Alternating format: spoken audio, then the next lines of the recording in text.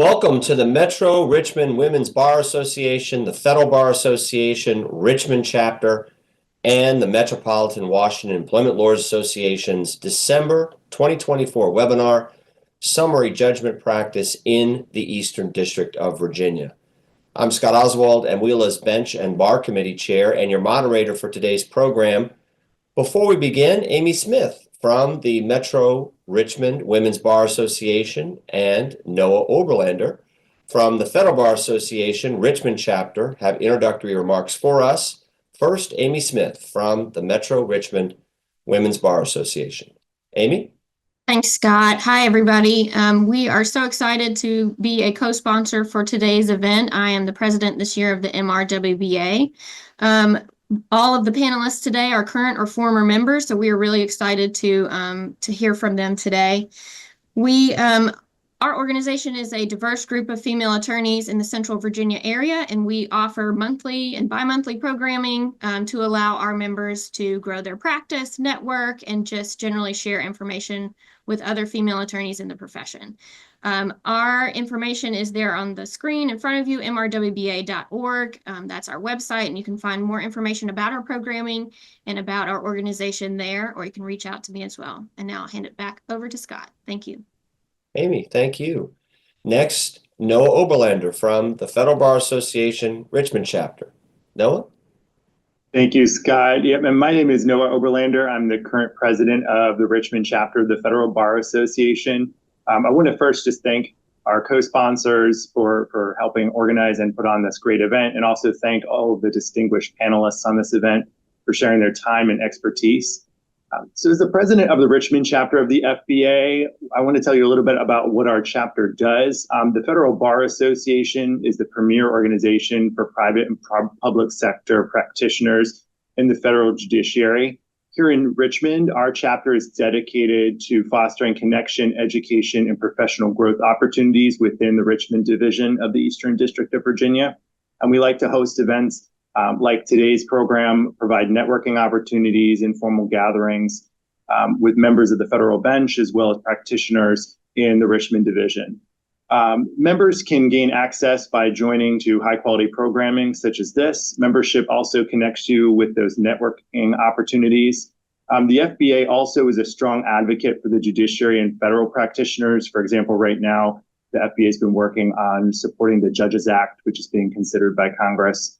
And then our chapter also provides community service and certain pro bono opportunities to get involved in the community. Joining is simple. You can just go to fba.org and choose your membership type. You can also select the Richmond chapter to join. And then I would be remiss without mentioning, if you're not within the Richmond division, if you're in the Alexandria division or the Norfolk division, there are FBA chapters in each of those divisions who are vibrant and are run by great colleagues in the legal community. So with that, thanks for attending today's program, and I'll turn it back to Scott. Noah, thank you. Now to our participants in today's program. Hannah Lauck is a United States District Judge for the Eastern District of Virginia, Richmond Division.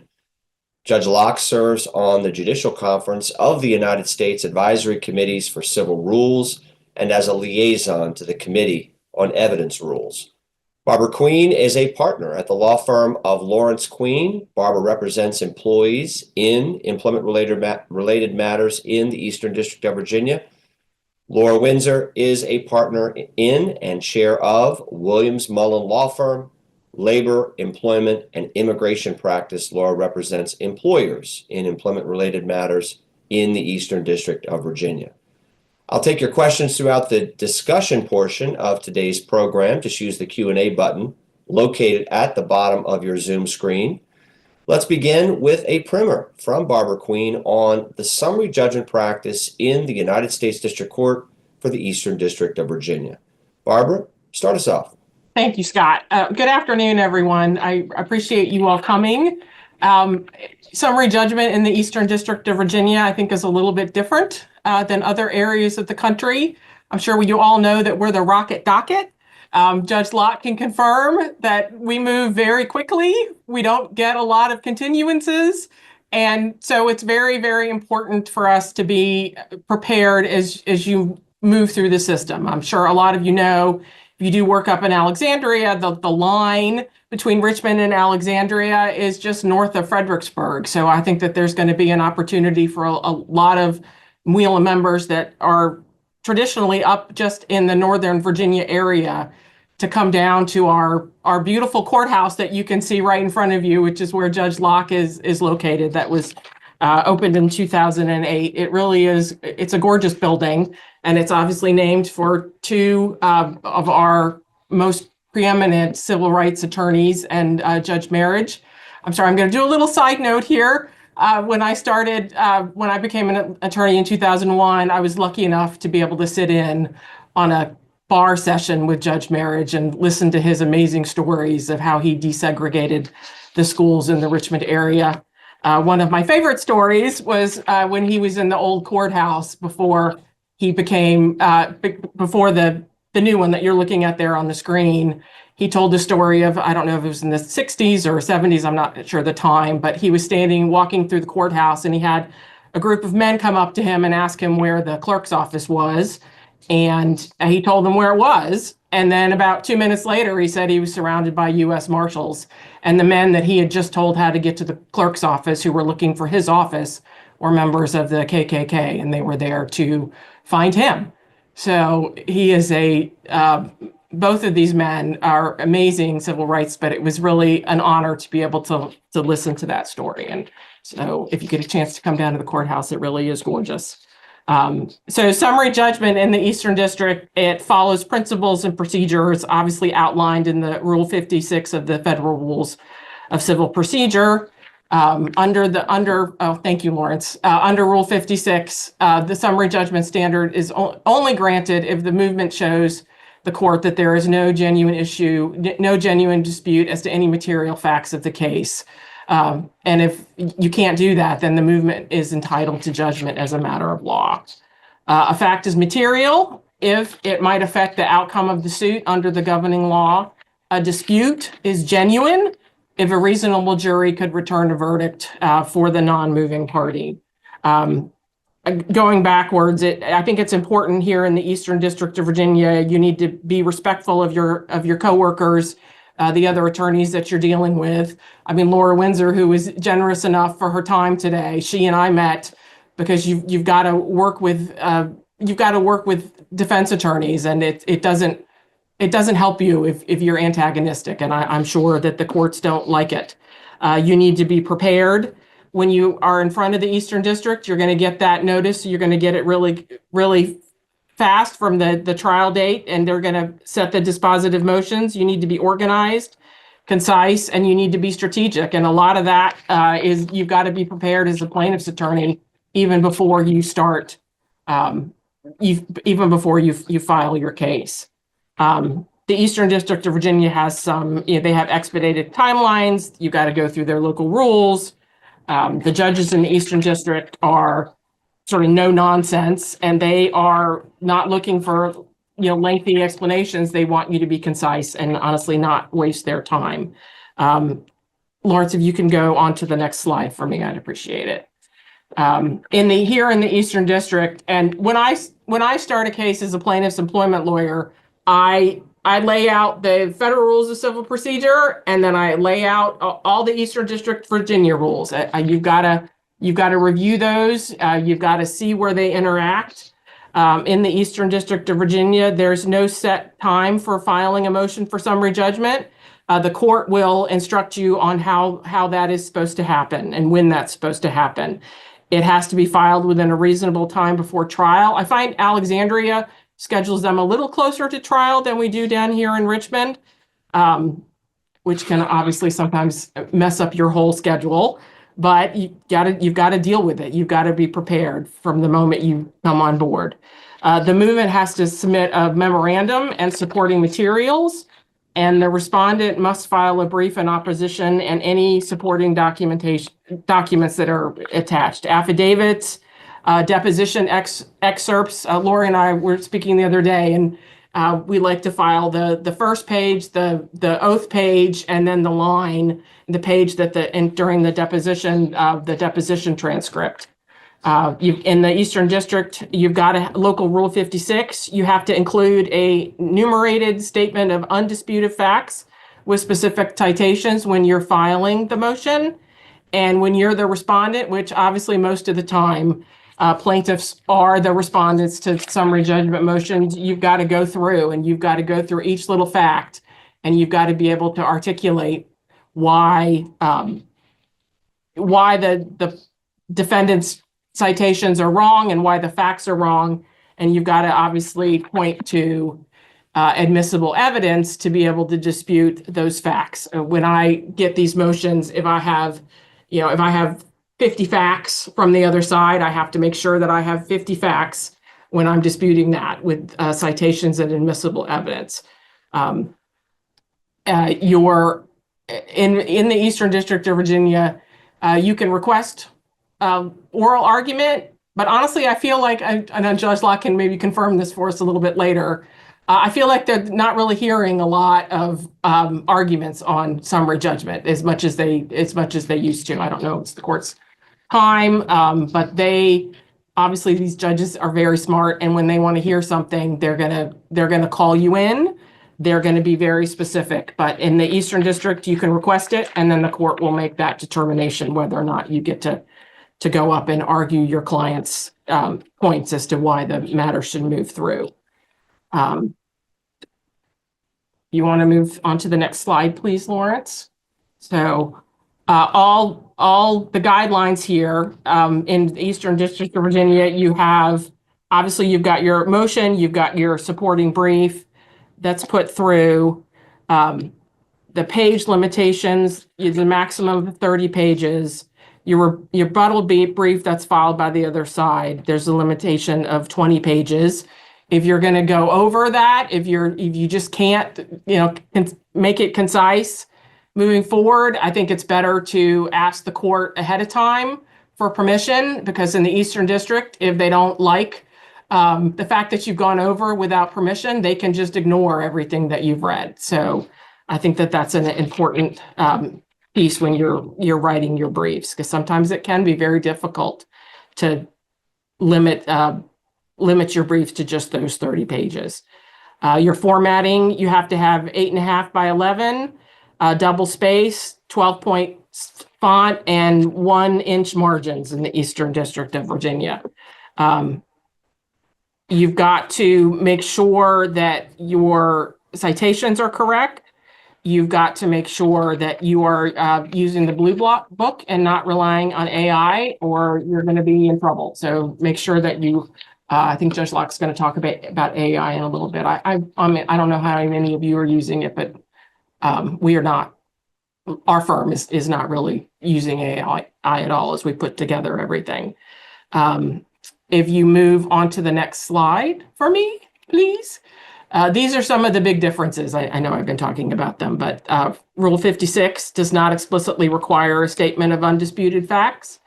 A party opposing a motion for summary judgment can argue that there's a genuine dispute of material facts without any specific format in place. Usually the courts allow a party to file a motion for summary judgment anytime until 30 days after the close of discovery, unless that court orders otherwise. Under the Federal Rules 56, there's no mandated oral argument. In the Eastern District, as I said a moment ago, there is a separate statement of undisputed facts. The responding party has to respond to each numbered paragraph. Motion for summary judgment filed at the close of discovery, but within the timeframes of the court. You've got to, when you go to the initial pretrial conference with the court, and everything is set forward, you get out your calendar and start putting everything together. And then you want to move on to the next slide for me. As our office prepares, we are focused a lot on summary judgment, and as the defense attorneys are as well. I think defense attorneys have it a little bit easier. They get in there with the employers, and then they have the information that they need. So right from the beginning, you've got to be strategic in your discovery request. You've got to have your plan together. at who you're going to depose, there's a limitation here in the Eastern District. My experience is it's normally 5. If you need more, I think you would need to get permission from the court to do that. You pull in, I like to pull in jury instructions and use them as a guide for how I'm going to be formulating the case, and pulling in each specific element to utilize what evidence that I'm going to need when I am moving to formulate my, I guess, discovery plan.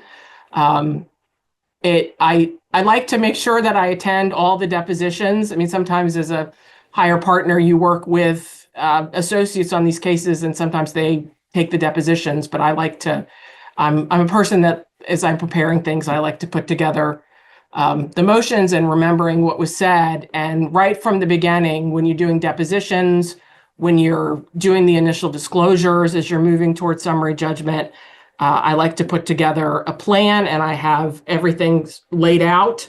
And I've got a facts spreadsheet, like who said what, where's that important point.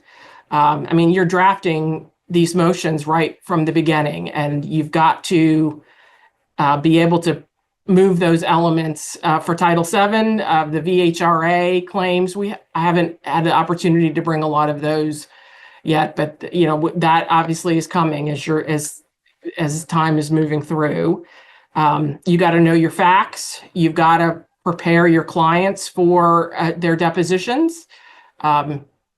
Meet with them for a day. You've got to be able to make sure that they review the complaint that you filed. I mean, they've obviously reviewed it from the beginning, and they've approved it, and you've gone over what information that you have. But when you're prioritizing and meeting with your client, you need to make sure that they look at that complaint again, because inevitably the defense attorney is going to go through that complaint with them. And what you don't want to have happen is you don't want them to say a lot of, well, I don't remember that, I don't know that, because those are going to be big points, I think, for the other side to use for their motion for summary judgment.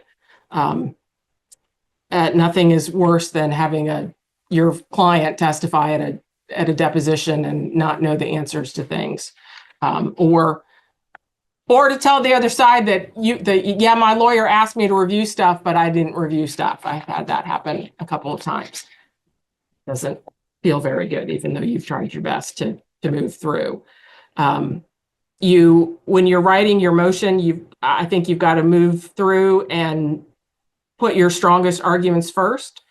Your fact section of your brief is going to be 20,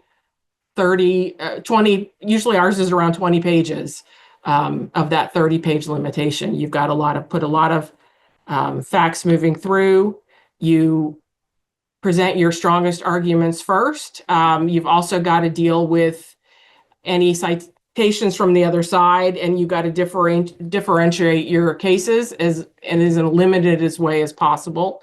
If you've got bad facts, it's important, I think, to present those and be able to sort of argue those away, is why why this isn't a big point for us. This is why this doesn't matter, and then sort of swing the court around persuasively, hopefully, as you're putting together you're writing your briefs, to be able to sort of zoom around in kind of like political messaging, right? You got to zoom around your messages as you go through.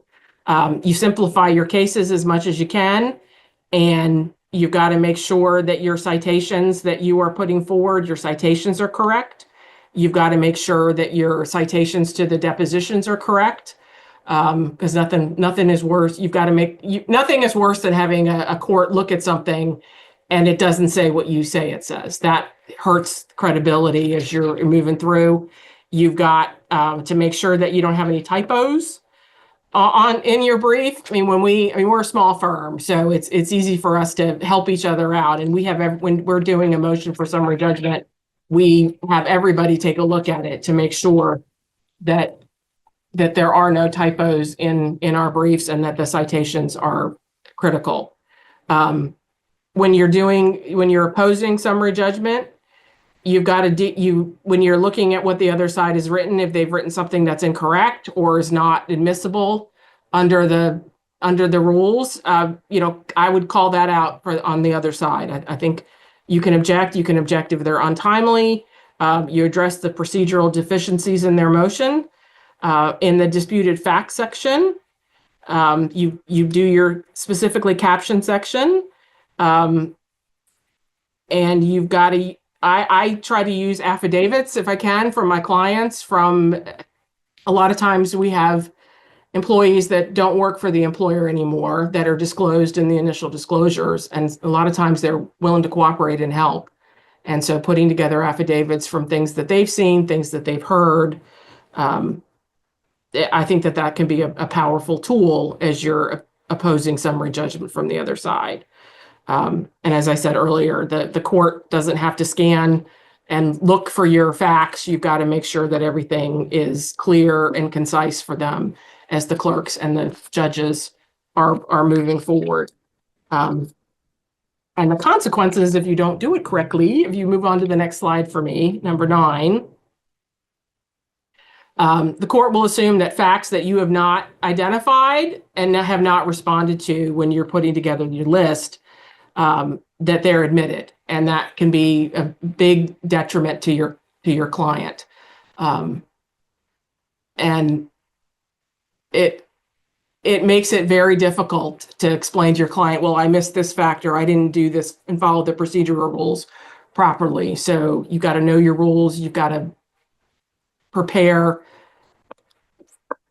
and read the rules again. Read them again, read them again, read them again.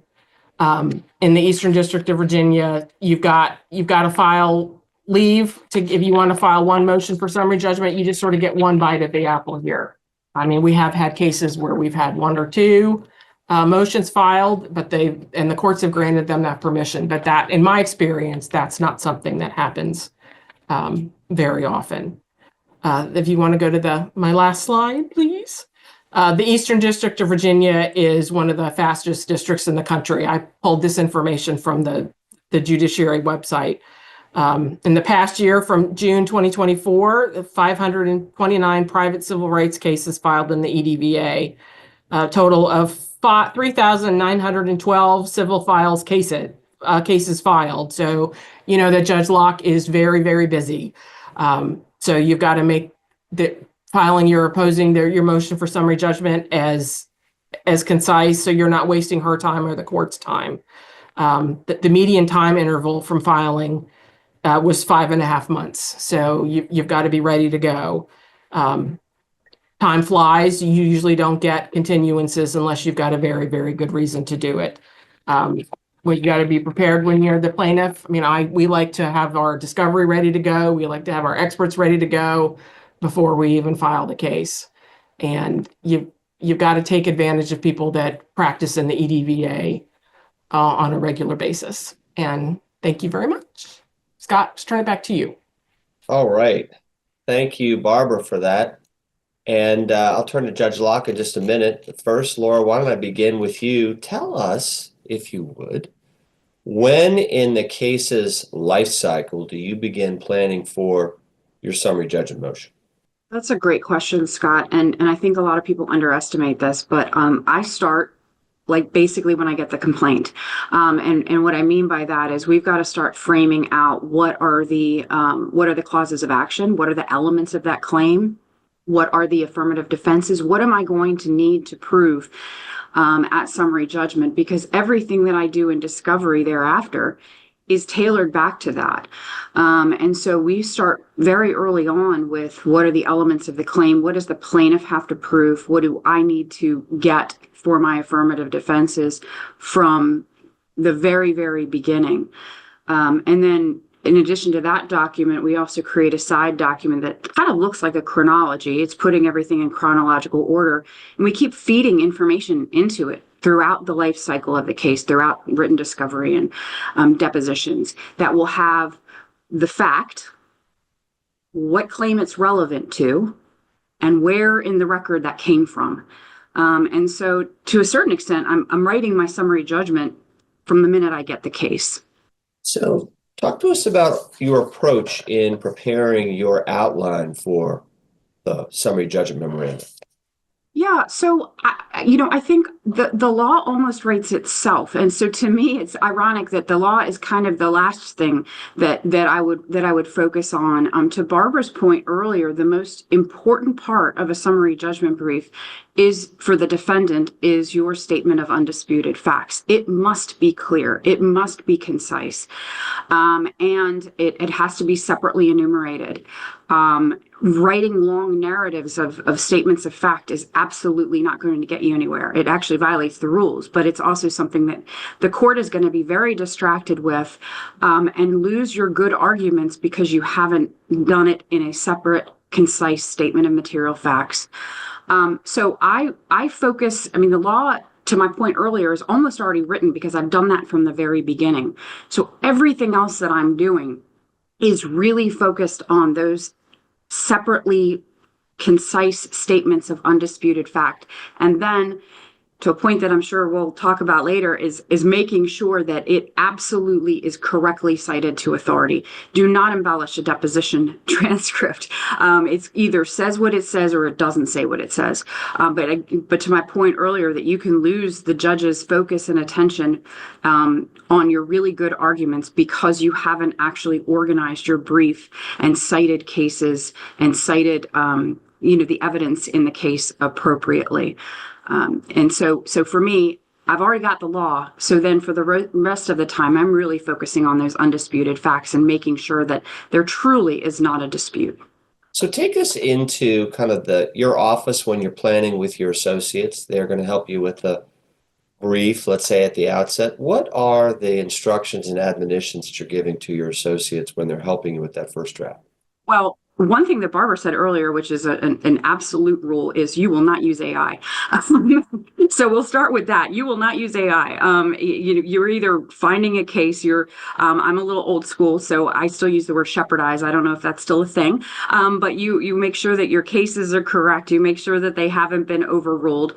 But so that's kind of like from the get-go. The next most important rule is read the rules, read the local court rules, and read your judge's scheduling order, because a lot of times the judges in the Eastern District will have separate requirements that they want to have included in a brief. So I have them read the rules, read the scheduling order, and then, to my point earlier, we start framing out the case. What is the plaintiff alleging? What do they have to prove? What are the elements of their claim that they have to prove? And I have them do that from the outset. And then, as I mentioned, doing this, I call it a chronology, but it's really far more detailed than that. It's kind of our evidence matrix, and that's probably the next thing. And then my other final kind of admonition before pen goes to paper on writing the brief is to have that very clear, concise statement of undisputed facts. The last thing I'll mention on that is when actually writing the brief, one thing that is my enormous pet peeve is when folks put attacks in their brief. We don't need to use adjectives. You don't need an adjective for everything. You don't need to say negative things about the plaintiff, or you don't need to say negative things about the plaintiff's counsel.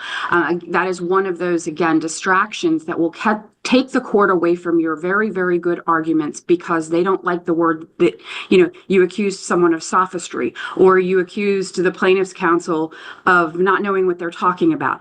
Those kinds of things you can get your point across without making those kinds of personal attacks. So those are kind of my marching orders to our associates. Laura, thank you. Judge Lauck, let's bring you into the conversation. Do you require that a party filing a motion for summary judgment seek your permission before filing the motion? No.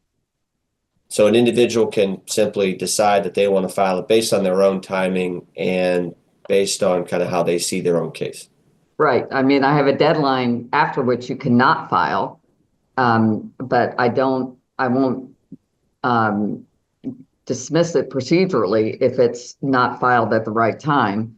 If it is not well supported, what you're going to get is a response that says, we haven't done enough discovery, and it likely will not be heard. I'll allow more discovery during the discovery period. And the other thing I'll just add is that it used to be more of the practice than it is now, but folks would file a motion to dismiss, or in the alternative, one for summary judgment, because they may want a page or two added that they want the judge to look at.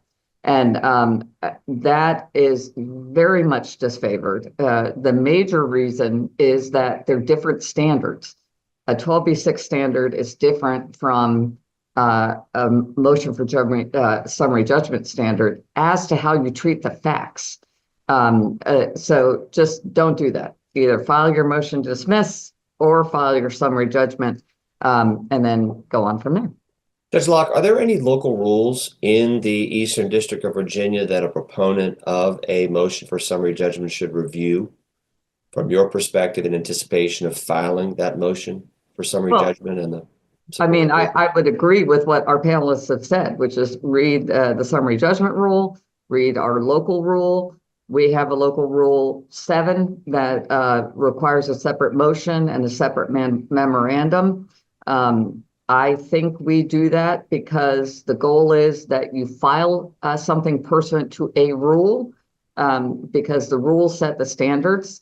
And so the separate memorandum helps you identify the federal rule in your motion, because we don't have any power to rule on things that are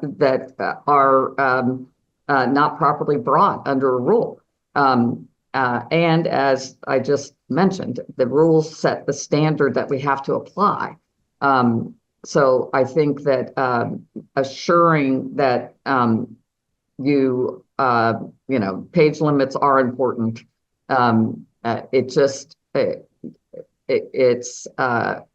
The goal is not to have the case proceed without looking at every single element of a claim from the beginning, and damages from the beginning.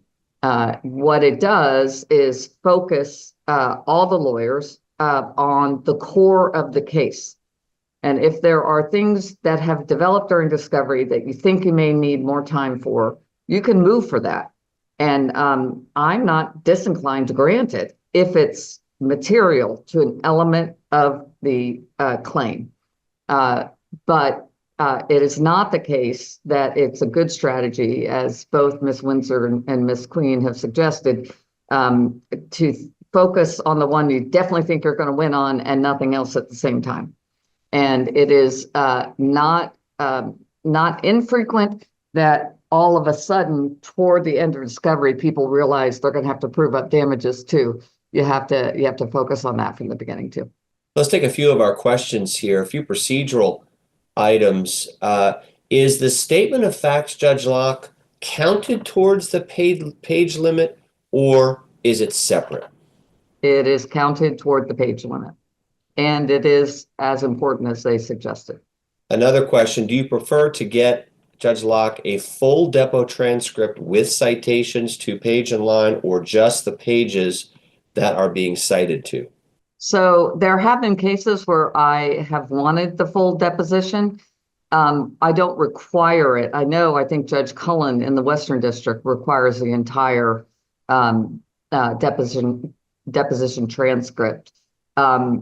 Certainly, if it's the case that the parties are citing very different parts of the deposition for the same issue, you're probably better off just giving me the whole deposition. I won't say no to it. It's a lot of paper, and I will require a paper copy in addition to an electronic copy. And I find it helpful generally, but I do have a lot of motions, just like you guys do. Judge Lauck, what are the attributes of a well-written memorandum in support of a summary judgment motion? It's a lot of what these folks have been talking about. You have to have facts that I can accept as non-disputed, undisputed, and focusing on if it is the case you're going to dispute a fact, you better be able to prove that it's not material or it's not genuine. Not just that you're disputing it, and then the other side tells me, well, that's not a real dispute, it's not a genuine dispute, because then a disputed fact goes to trial. And explaining in careful language why you win on each element. I do find that, we do a lot of settlement in Richmond and just about every case. And one of the benefits of settlement isn't just that you get a free mediator. It's also that you hear each other talk about the cases with your clients in front of a magistrate judge.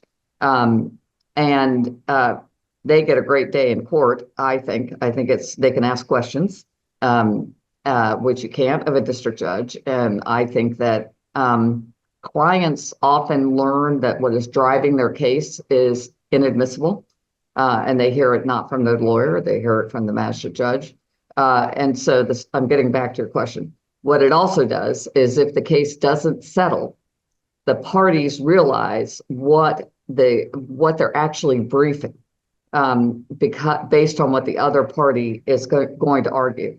So often I get briefs that somebody wins on element 1 and they want to go crazy on element 1. The other side wins on element 3 and they go crazy on element 3 because it's so strong. But really, you have to brief them all. And if nobody's briefing element 2, it's a waste of time. So I would say assuring that you are careful about your citations. I read everything. And we do independent research. And so I would definitely second or third the notion of don't miscite a case. It's frustrating. And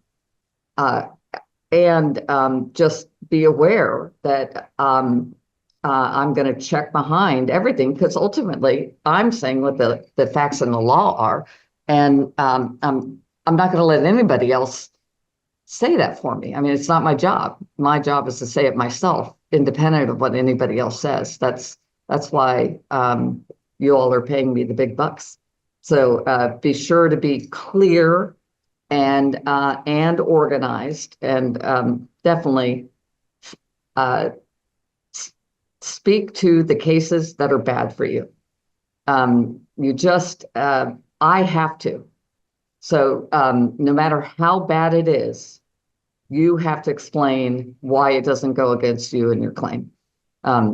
Because otherwise the one side is saying it helps and the other side is saying it helps them to win, and the other side is saying nothing. Let's talk about small type. Do you permit footnotes in a memorandum in support or opposition to summary judgment? So I think the Fourth Circuit still has a rule where they disfavor footnotes. I don't care about footnotes. I think the Fourth Circuit does it. So people don't say that, it's not ruled on by the Fourth Circuit, but 8 other circuits have done this. Here they are, we're so strong. Or citing a proposition that all the other circuits agree with the Fourth Circuit on. You don't need those string cites. I don't mind footnotes if they're helpful. I do a lot of footnotes in my opinions. I do that usually to address things that I think the parties, which I interpret to mean the clients, care about, but they're not. I can't either consider them or I rule against them. So I don't mind footnotes, but I don't want footnotes so you have 4 extra pages for your brief. They should be helpful. Let's talk about the statement of material facts. How should a party resisting summary judgment, Judge Lauck, approach her task to admit or deny all the factual assertions in the proponent's memorandum? So the rule contemplates that you number them. I will say that rule is honored in the breach. And I'm not going to make somebody rewrite an entire brief based on the failure to enumerate it. But I notice it when people do, because it makes my job so much easier. And so if they're enumerated, then the numbers match and you're responding. If the one party has not enumerated, I think it's natural to want to tell your own story, your own chronology, but everything in the opposition brief should be undisputed. And if you're adding anything, you have to explain why it's undisputed. And if you agree with something, often you do. I mean, if you have a 3-part test for your claim, often the parties agree claim 1 is established or element 1 is established. So you can sort of agree to that and then go on. But the main thing is, I will look at what you are citing, and I will look at other things in the record. And, if there's something contrary to what you're citing in the record, it's not a good use of time. You just don't want to do that. Judge Lauck, let's talk about the argument section. Some lawyers say it's a trap to sequence one's summary judgment opposition memorandum in the same sequence as the arguments made in the proponent's memorandum. Put another way, they say in your opposition, lead with your best argument. What's your view? So I think it really comes down to how you're going to write it best for me to understand it. So if you have a 3-element claim that human beings read 1, 2, 3, they read your brief should be here's the answer. Here's the answer because of 1. Here's the answer because of 2. Here's the answer because of 3. If you go out of order, you have to give visual, meaning actual words that explain that you're going out of order. So you have to say, I'm starting with this in the first instance because I think it's the strongest argument and it could dispose of the case entirely. But then you have to make clear what you're addressing next. I often did that as a lawyer, certainly on appeals. So I'm not opposed to it. I just will say that last detail of the roadmap is often what you don't have time to do right before the deadline, and then you've written something confusing. Thank you. Let's turn to pre-discovery summary judgment motions. Laura, pre-discovery summary judgment motions, when, if ever, do you file them? Oh, almost never. I think we've got such a nice tight timeline in the Eastern District of Virginia.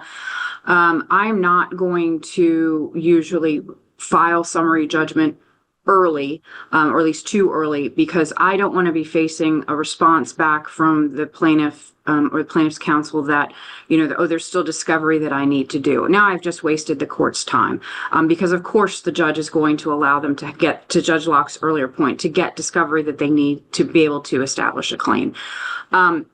So I think that we've got such a good, clear layout in the scheduling orders that the judges in the Eastern District lay out for us that, there's really no need to file, in my opinion, summary judgment early. I think that once you get all of the deposition testimony in, once you get all the written discovery in, you're ready to go. And I think one other point to remember is that in the Eastern District, of course, it's not just the discovery deadline.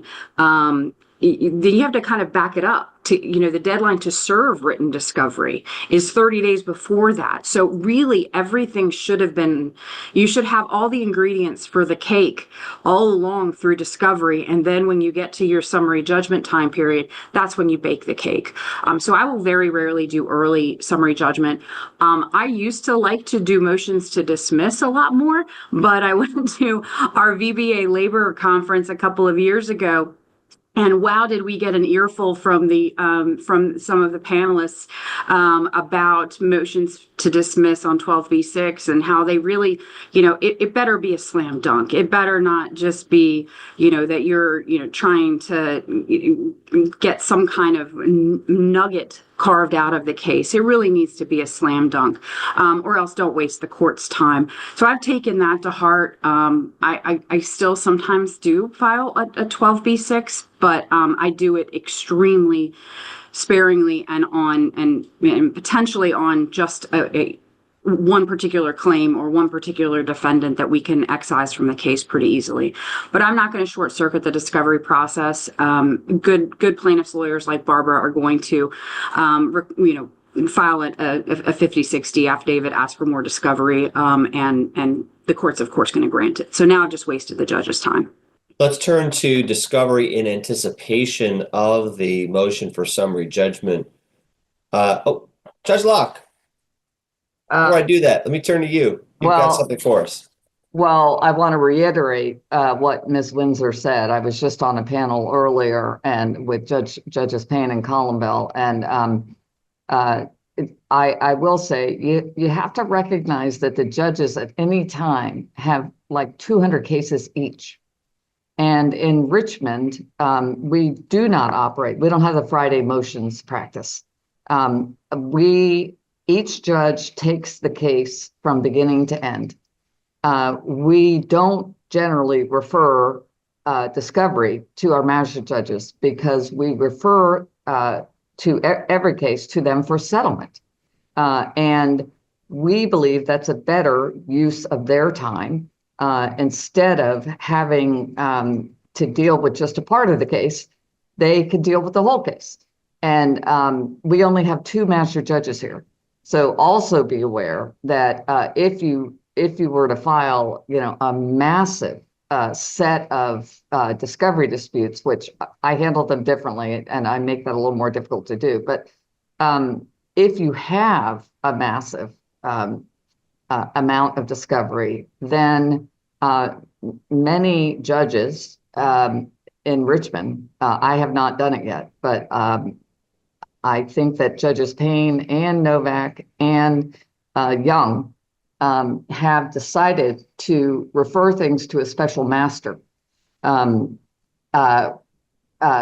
if they seem, well, I don't know why they affirm, but the issue that you have to realize that if you are filing massive discovery disputes and have settlement, that's 100% of our magistrate judges on your case. And we only have 2 here. We try to be mindful of their time. And if you have a big dispute, you can have a big dispute. But just be aware that if you have both magistrate judges on your case, then you are utilizing 3 judges out of our court, and it should be worth it. So with the 12b6, I would say the same thing. 12b6 isn't the Conley test, but it is plausibility, and it is not meant to have weeded out everything. I think people can see from the rulings of the court that you're still, if you have a plausible claim, it's going to go forward. And if you have 1 or 2 counts that you want to slice off because they're dead ringers, absolutely do that. But it is not the case that you need to educate us about your theory of the case early on. First of all, we've all been practitioners. And, I've brought lots of motions in front of the court. Often we know what your theory is going to be. And it's just not, it's not necessary.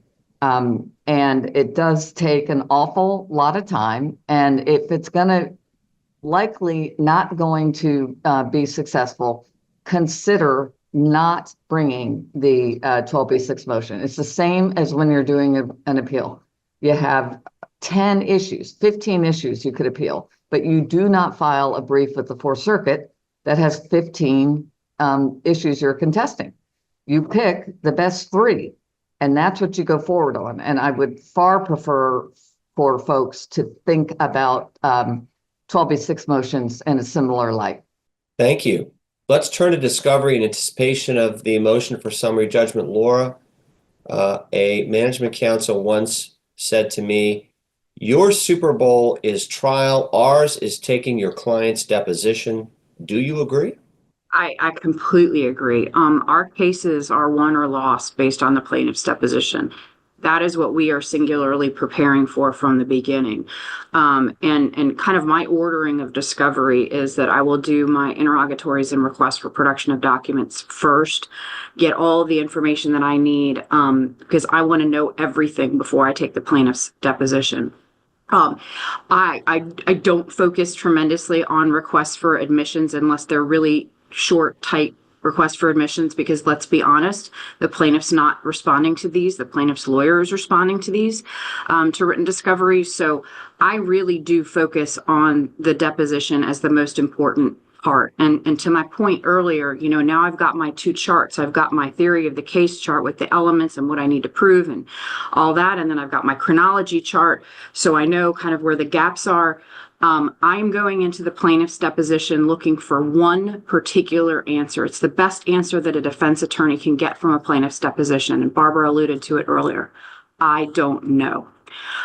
When I get an I don't know from a plaintiff's lawyer, or excuse me, from a plaintiff, that is great for me, because now you cannot dispute whatever I'm going to say to fill in that blank.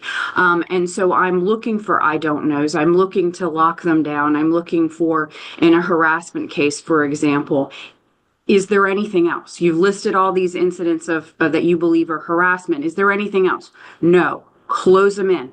That's it. This is my box that I have to deal with on summary judgment, because now I've got my box and I can say not severe or pervasive, not related to sex or race.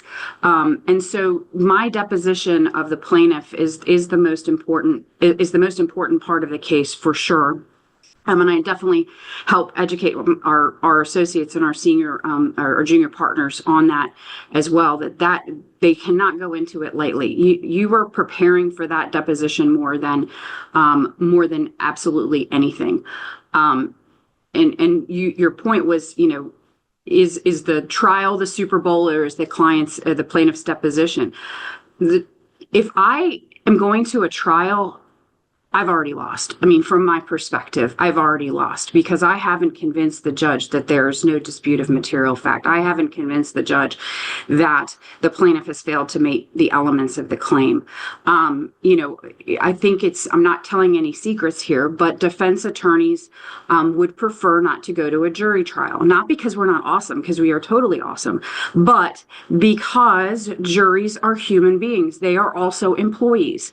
We can do all the voir dire that we want to try to get a good jury, but they are still humans. And so I want to do everything I can to get that great plaintiff's deposition testimony that's going to give me what I need for summary judgment, and hopefully end the case there.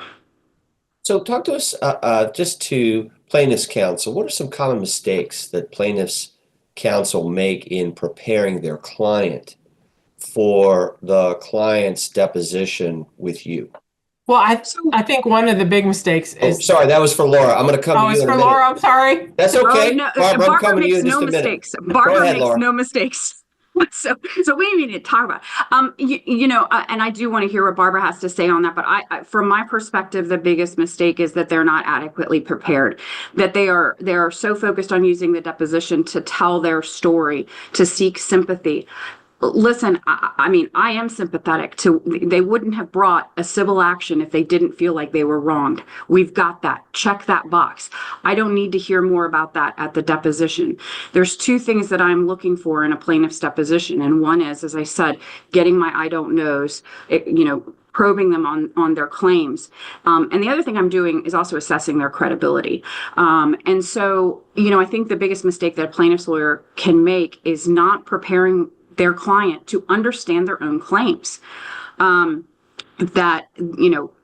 I think Barbara made the point earlier, like read your complaint, read it again, because I'm going to question you on your complaint, and I'm going to question you on your interrogatory responses. So, that preparation is absolutely critical. I don't need to know the sympathy card. I've got it. I understand that. I need to know that you have evidence to support each of the elements of the prima facie case of your claim, and that you have evidence to support pretext. Laura, thank you. Barbara, let's bring you back into the conversation. What's your favorite discovery tool that you use to resist summary judgment? I think in discovery, requests for admissions are very, very powerful when you get the initial documentation from the other side. If sending out a second round, if we're in a tight time frame here, but getting the other side to admit or deny certain documents, I think that and attaching that can be very, very a very powerful tool that I think is not utilized quite enough. And sorry, just to go back for a second, Laura was saying earlier, you've got your 30-day window. Just remember, in the Eastern District, you've only got 15 days to object to the discovery from the other side, and that can come really quickly. That's a different rule than a lot of other localities. As a matter of fact, I don't know where there is a 15-day rule other than the Eastern District. You got to watch that. Barbara, thank you. Judge Lauck, I'd like to turn to you. Use of affidavits, charts, graphs in support of or opposition to summary judgment motions. How should a proponent of summary judgment best use affidavits in support of the motion for summary judgment? Well, certainly they should be sworn, which you would be surprised that sometimes we don't get those. They should also be admissible. So if you are relying on documents that the other side is going to say there's no foundation for, other issues about it, it may be the case that I can't consider it. Certainly in employment cases, there are lots of affidavits usually with deposition testimony. And with all of this, I would say, obviously the citation has to be correct, but be sure you address what you think the other side is going to say. It is more helpful for me to know the scope of what the dispute will really be about. And be prepared. If you don't want to do it in your opening brief, that's fine, because you'll have a reply. But you certainly can't raise new arguments in a reply. And so you have to be careful that everything you do in your summary judgment is everything you're going to say in reply. You can't raise new issues when you realize they've got a strong case on something you hadn't thought about in the way that they did. Thank you. Laura, how do you choose the corporate representative who will sign the affidavit in support of your summary judgment motion? Well, to Judge Lauck's point, I want to make sure that whoever's signing it has that this is going to be admissible, that it's based on their personal knowledge. It's not got hearsay evidence in it or anything like that. So it really depends. I mean, I think in most of my cases, I typically have an affidavit from someone in HR, whether it's just to authenticate documents or to speak about HR processes. I'm almost always going to have a decision maker or two decision makers. I tend to not like to involve very senior executives at my corporate clients as witnesses. If I can avoid it, I have found, and this is probably not a secret to any of you plaintiffs' lawyers out there, but I have found that my worst witnesses are my senior executives. The reason being that they are raised thinking that they must know everything, that they should have their finger on everything, and they have a really hard time acknowledging when they don't know something. So for the most part, the affidavits are going to be someone from HR and the decision maker. And I think affidavits are really critical for, also because I mentioned earlier about the I don't know from the plaintiff. Well, now, do you know what, asking the plaintiff about, you weren't party to any conversations about your performance that happened between manager A and manager B, were you? Well, I'm sure I was a great performer, but you weren't in the room when they were discussing your performance, were you? No. So you don't know what they were discussing, do you? No, I don't know. Bing, bing, bing. So now I've got my affidavit from my manager. This is what we were discussing, and we felt that the plaintiff was doing this wrong and that wrong. Now they can't dispute that fact. The one warning I would give about affidavits for both sides, I mean, I don't know if this term is used here. It was certainly used in Georgia where I was practicing earlier in my career, but the concept of a sham affidavit, and I would warn everyone against that. Don't use an affidavit to create a dispute of fact. That affidavit cannot contradict prior testimony that was given, and I think that's relevant to both sides of it, because if I see that, I'm going to certainly point it out in the reply brief. If it's egregious enough, I might move to strike the affidavit. And again, we don't want to pepper the court with too many motions, so normally you can address this in your reply brief. But for goodness sake, if the plaintiff says that the light was red in their deposition, and then in their affidavit they say the light was green, you're going to have a big issue. So be very careful and thoughtful with your affidavits. Laura, thank you. Judge Lauck, do you ever see cross motions for summary judgment? And if so, how do you approach them? I see them in certain kinds of cases a lot. I see them in basically every insurance case, bench trials. If the parties tell me that they each want to file, I think that's terrific, but you're going to file at the same time. I'm not going to have one summary judgment motion and then 15 days later, another summary judgment. If it is the case that both of you think the legal issue goes your way, you're going to file cross motions for summary judgment at the same time. So the plaintiff and defendant will file a motion, the plaintiff and the defendant will file an opposition, the plaintiff and defendant will file a reply. There's nothing seriatim about it because what ends up happening otherwise is that new issues arise because somebody's read somebody else's motion and they wheedle it in, wheedle being a good lawyerly term, into the next brief. And that's, you all know where you are by the time you're at summary judgment. And so I think it's a better use of your time also. It saves your clients money. So I've seen it less commonly in employment cases, but it does happen. Judge Lauck, if you have two motions, cross motions for summary judgment filed on the same day, which motion do you read first? It doesn't matter. I have no idea. So the first thing you should realize is I don't read them first. My clerk does. And if you have, my clerks divide cases in a really scientific way. One does the odd cases and one does the even cases. So it's possible they may switch. And so it's only one clerk reading it.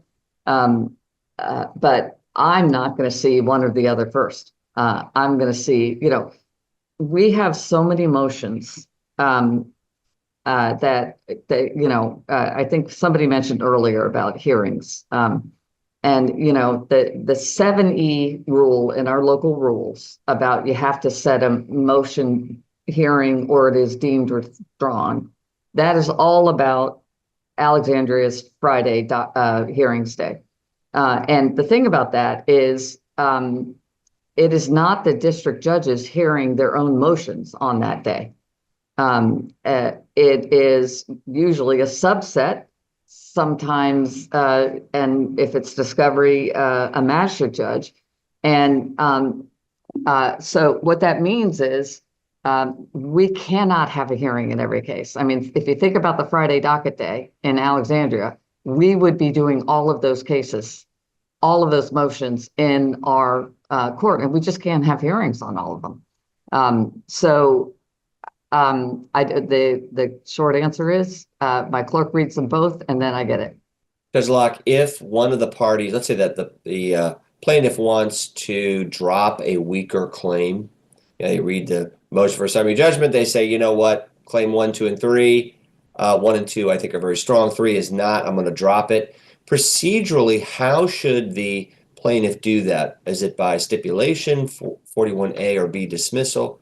How do you want the plaintiff to do that?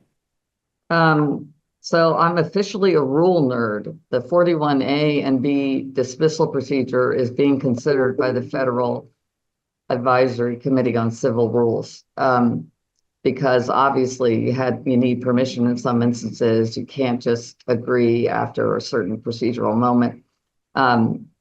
I think the judges, on average, if the plaintiff wants to leave a claim off, I think take it off. You're going to do better for us if the defendant agrees, and just say it in your motion. I don't see.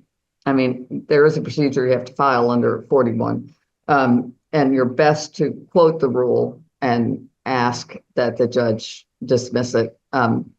But do not keep it on if the judge doesn't have to think about it. It happens all the time. You're not being inappropriately forceful for your client. If your client has a bad claim, or one that they just can't produce the evidence for, then get it off the docket. And that's good lawyering. Thank you. Let's turn to insurance coverage and timing of summary judgment. Laura, does the existence of EPLI or D&O insurance coverage influence when you file your summary judgment motion? So it doesn't influence when, but it influences how.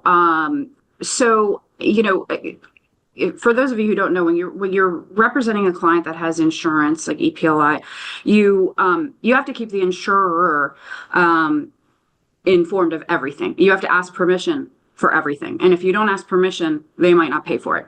So, for example, another reason not to do a 12b-6 is because the insurer is going to say, well, are you going to win? I said, I don't know if I'm going to win. And they're like, yeah, we're not going to pay for that. So no, you can't file a 12b-6. They don't control really the timing of summary judgment. But in most cases, they, of course, very much support you filing a motion for summary judgment. The insurer will want the case to be taken care of as quickly as possible. The insurer also will want, and it's easy in the Eastern District because it's court ordered, will want a settlement conference to try and resolve the claim, and to do that before summary judgment. The insurer will not want to pay for you to sit there and write a brief if there's an opportunity for resolution. And so we typically are directed to seek out that settlement conference at some point between early discovery and summary judgment. So, it's one of those things where unfortunately you do have to ask for permission and not forgiveness. Laura, does the insurance policy's retention amount in any way influence the timing or how you might file a summary judgment motion? No, and I'll be honest, I kind of purposely don't inform myself of the retention amount. That's between the insured and the insurer. I mean, ultimately, if we're going into a settlement conference, I guess it's something that I want to know because I need to know if, Chubb or AIG or whomever needs to be at the table, or whether this settlement is going to be paid for by the individual corporate client. But I don't involve myself in what the retention amount is, what or really anything about the policy between the insurer and the insured. Laura, thank you. Judge Lauck. I think those are great questions because they arise frequently. And first, I want to make clear, we don't have the motions practice. And so I issue in every case an order that says I don't follow Rule 7E. So your motion is not going to be deemed withdrawn because you haven't called for a hearing. With respect to motions involving insurance companies, I did lots of settlement conferences as a magistrate judge. I did more than 600 of them. And what I would emphasize is that if you're going to settlement, I would bring both your client and the insurance company, no matter what. The insurance company will not want to be there. depending on the retention policy. If it is a case that you think it can be handled only by the human being in the room from the company, you better be right. We talk a lot as judges about who should appear. Judge Collenbell was asked a couple questions earlier this week, and he said the most frequent response he gets about settlement is it's too early. We don't know enough. We don't want to come in. It's not a good use of time. It is, and he said he brings people in anyhow. And the reason is what I was talking about earlier, which is the client gets involved. The client understands what can and cannot happen. The client gets a sense of what the litigated process is. And I found that even very sophisticated corporate clients really had no idea exactly how the case was going to go.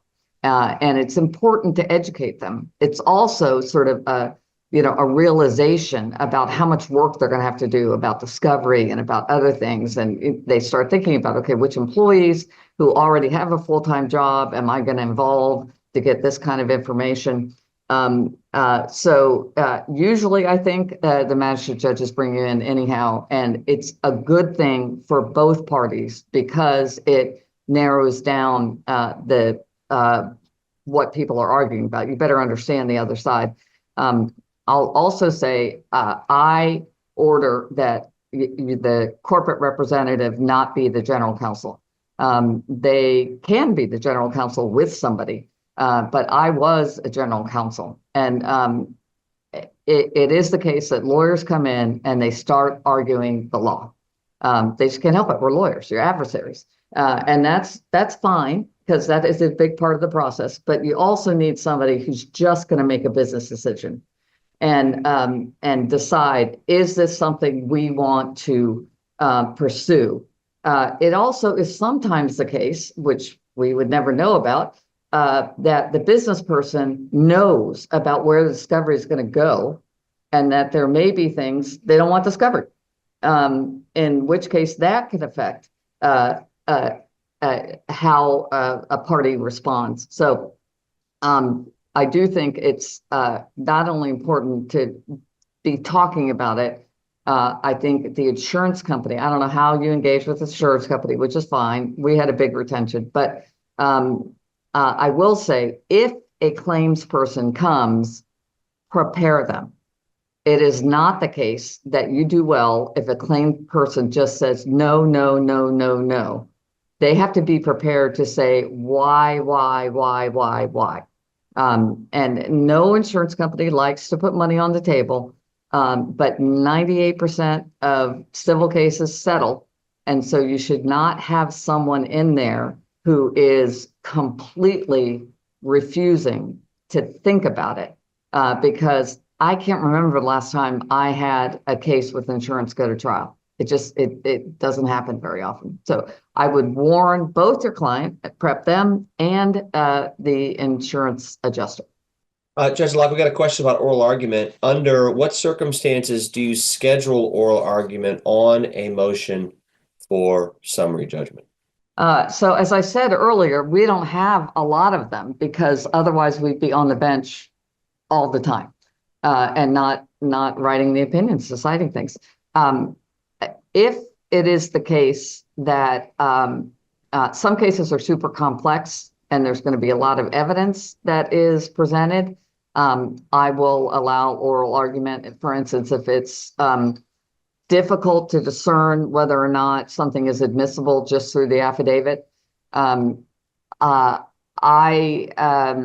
I will allow them when somebody lets me know they're going to give a young lawyer an opportunity to argue it, that, there's a partner there and somebody who wants the experience of arguing in federal court.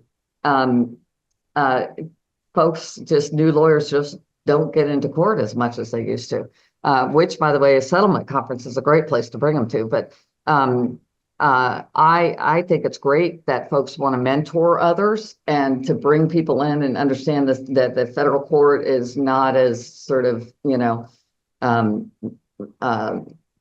some people say it's a tough place to practice.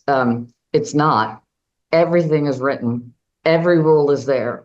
The road, the rules of the road, the speed limit, everything is, you know it before you walk in the room. So I will let folks bring younger associates, which brings me to something I always say, which is if you're arguing something major or you're in a trial and have a witness, don't put yourself in the position where the person at the table knows the exhibits and where they are better than you do. It's just not a great look when I ask a question with the exhibit in front of me and somebody turns around and says to somebody else, or where's the one that responds to it? Because I have everything and I have read everything. And so if I'm asking a question, it's important to me. That is the other circumstance in which I schedule summary judgment motions. If there's an issue that I think the parties haven't identified in my own research, I've identified it. I try to issue an order saying brief just this issue. It's pretty clear that I think it pertains to the outcome if I do that. And if I'm asking questions in summary judgment, I have a question about it. So you have insight into what I'm thinking about. It's like in an appellate argument that judges ask questions to inform each other about why they think they should rule one way or the other. Sometimes as much as that as it is needing to know from the person doing the oral argument. But if I'm asking a question, I really have it. And make sure you know the answer, because if I can prepare for it, and I have 199 other cases, and you have this also probably 199 other cases, but you're the one that asked for the argument, or if I have, something's up, just know it. It's fun to have those kinds of arguments, and often it makes a difference. You know the case better than I do, and you can point something out to me that can sway me, and so don't underestimate that. Let's turn to the use of artificial intelligence when preparing pleadings and motions. We got a number of questions on this topic. Judge Lauck, you're a member of the Judicial Conference Advisory Committee on Civil Rules and chair of the U.S. District Court for the Eastern District of Virginia Local Rule Committee. What is the status of any regulation on the use of artificial intelligence in the preparation of pleadings, motions, and other federal district court filings, both locally and nationally? So obviously it's a big concern for everybody. And we have not proposed a local rule as a court. And part of the reason is how do you define artificial intelligence? By the time you say you can't use Chat GPT or some other kind of device, there are 4 other programs that you can use instead. So I don't think you're going to find any rule that ever says you can't use these 3 things. Technically, it was raised in the evidence committee that Westlaw is AI because it's gathering the responsive answer to your question. And obviously people are going to use Westlaw or Lexis. Working around those necessities, it's a bit of a trick. I don't think we are likely to have somebody who accidentally cites a case that doesn't exist. I'd be shocked if that happened in the Eastern District of Virginia. The bar knows each other, the court, you come prepared, the judges come prepared. I'd be shocked if that happened. It would be a very bad mistake if it did happen, because all of the judges are presuming it will never happen. And you're signing under Rule 11. So you better be putting something forward that you think is correct. In the Evidence Rules Committee, they are talking about a couple possible amendments. And we've had a whole full open hearing about AI computer experts. If you all know who Paul Grimm is, he made a presentation, but DOJ, NSI, National Security Administration, like how do you deal with how you get evidence in? People are very concerned about deep fakes because they are getting better and better. And so there's a consideration about doing something just about deep fakes, about what you have to do. But as far as AI and challenging its admissibility, the question is, how much do you have to show that it is not AI? For instance, do you have to prove up your algorithm? Does the other party have a right to look at the algorithm? Nobody wants somebody else looking at their computer algorithms. So we're discussing all those things. First, you have to identify it. So I always say, if you have used AI, it's in my scheduling order. If you've used AI, you have to say you've done it, and you have to say where it happened.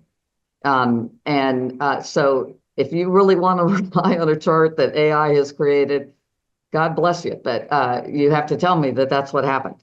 You have to describe, if you use it, just know, I'm not sure this is in my scheduling order, you have to describe the data or software you're using and be able to show how it reaches reliable results.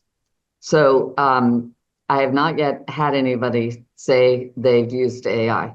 But in the Evidence Rules Committee, we're talking about changing Rule 901B, 901C, and creating a Rule 707 that addresses machine-generated evidence. And I'm not, they're alternative suggestions, but they're in the public record. And it's worth thinking about these things. The committee notes to the rules that, like, all of a sudden I realize, oh, I'm the committee. There are people who have studied these issues for years before the rules change. And there's a reason that they do. So we're in about a year and a half of the AI consideration. And one proposal, 707, is that would be that if you use a process or system that would be essentially expert-like, it's using an algorithm that's producing reliable results in a reliable way, that's what you have to satisfy. You have to satisfy 702A through D.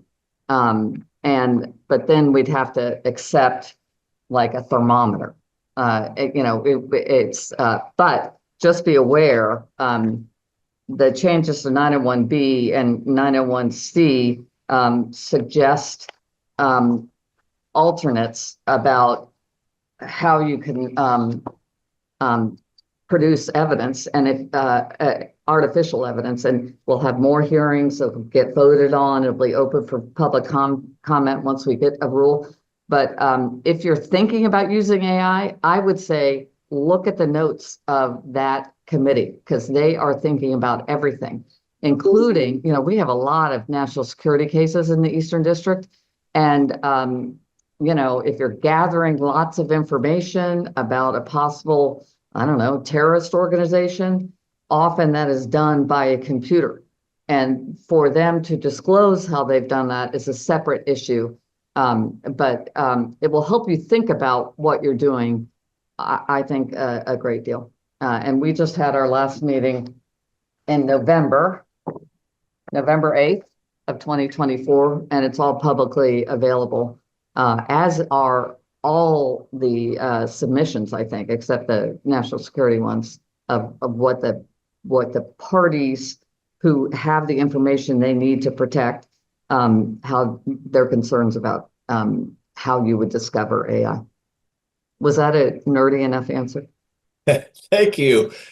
I'd like to get your thoughts, Judge Lauck, on the number of civil jury trials in federal district courts. Over the last 30 years, there's been a marked reduction in the number of civil jury trials, both nationally and in the Eastern District of Virginia. Why do you think that is? I largely think it's cost.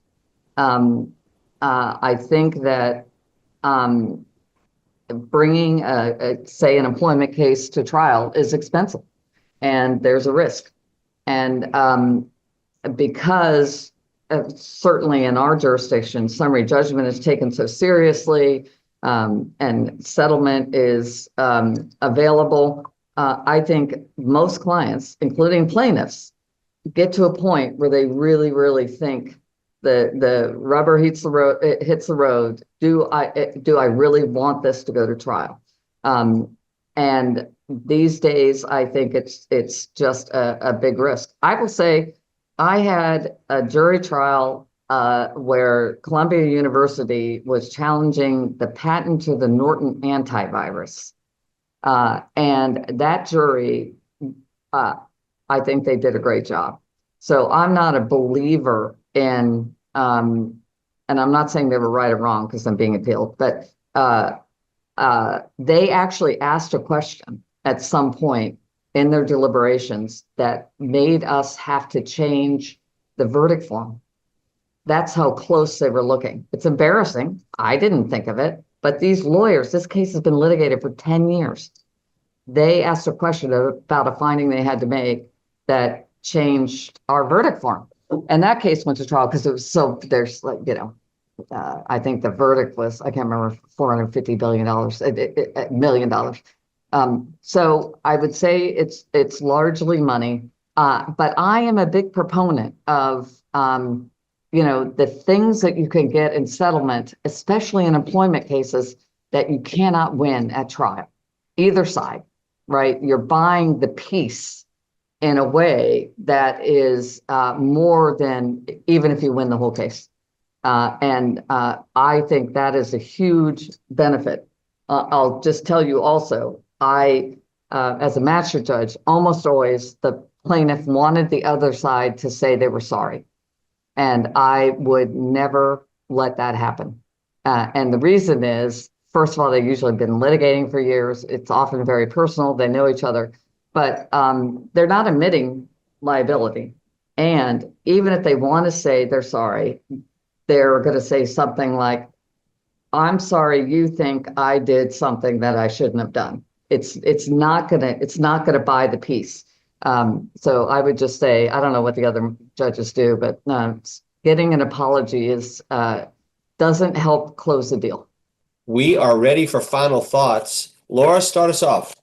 Yeah, so I think my final thoughts are twofold. Number one, do not underestimate the for defense counsel the undisputed material facts. That is the bulk of your brief, and you should not underestimate it. And to Judge Lauck's point, you've just heard her say how much she reads everything. She's checking your cites. She's checking your evidence. And I think that's a really important message to remember. So cite your evidence and cite your cases correctly. Trust in the beloved Blue Book. I remember probably about 15 years ago, I had a hearing in front of Judge Williams, and I rose to make my argument. He told me to sit down. He called the plaintiff's lawyer up and said, first of all, you lose, sir. But second of all, I'm ordering you to spend the next hour with my clerk who's going to teach you about the Blue Book. Judge Williams was clearly distracted during that entire brief that there wasn't blue booking. And so avoid distractions, make the judge's job easier. Thank you. Barbara, final thoughts. I think it's important. Your clients are, from the plaintiff's perspective, they're real people. I think you take advantage of having them heard and bringing their story through. You've got to be prepared moving forward. And if you're lucky enough, as you all can see, Judge Lauck being here in Richmond, you take advantage of our really amazing, the magistrates that we have. I've never had a matter before a magistrate that wasn't settled. I mean, that's how I met Judge Lauck. Every single case I ever had with Judge Lauck when she was a magistrate, we settled, and you listen to her and you formulate your cases as concisely as you can to respect the judge's time and lead it through. And I think that you'll be successful. Barbara, thank you. Judge Lauck. Sorry, I thought we all were saying something. I would agree. I think the folks who attend these things often we're preaching to the choir.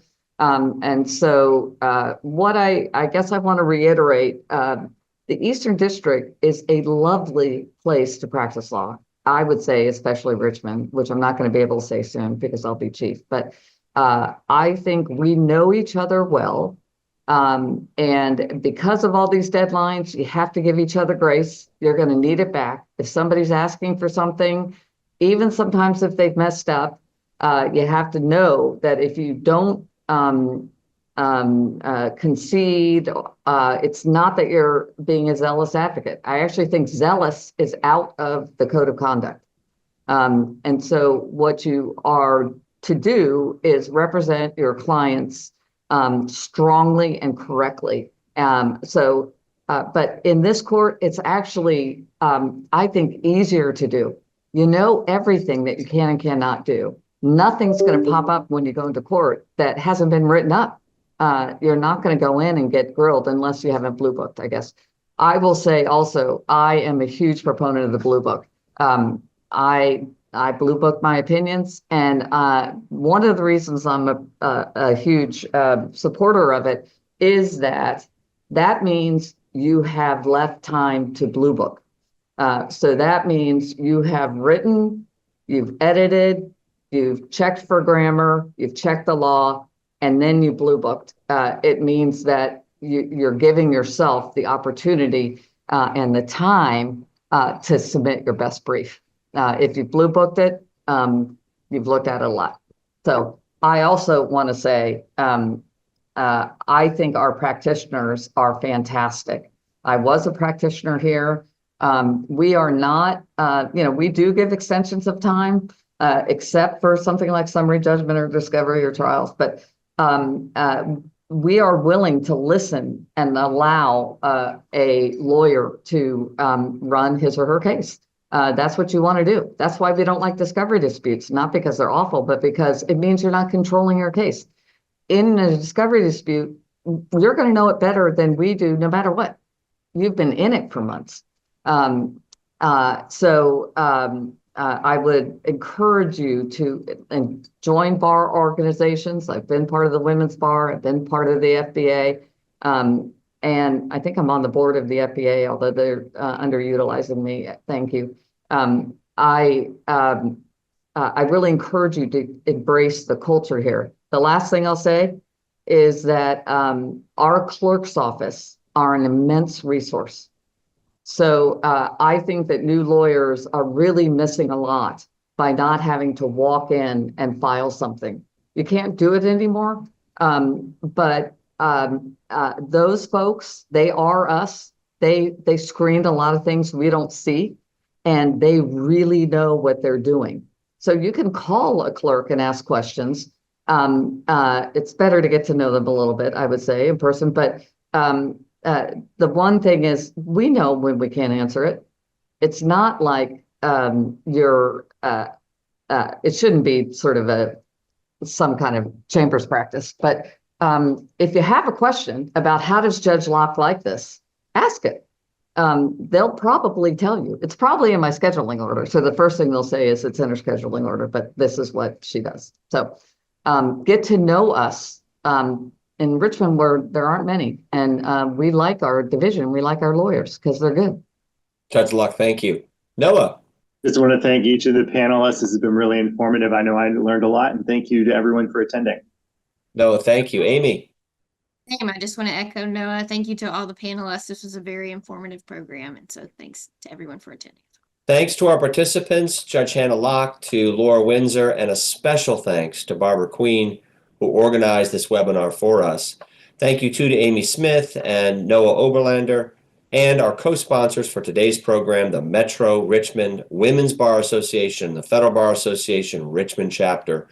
Mark your calendars for the Metropolitan Washington Employment Lawyers Association's annual conference at the Mayflower, Connecticut Avenue in Washington, D.C. on Friday, February 28th. 2025 for all of our programming from the Metropolitan Washington Employment Lawyers Association, including our annual conference registration page. You can find us at www.mwela.org. Thanks for joining us today. happy holidays and a happy new year.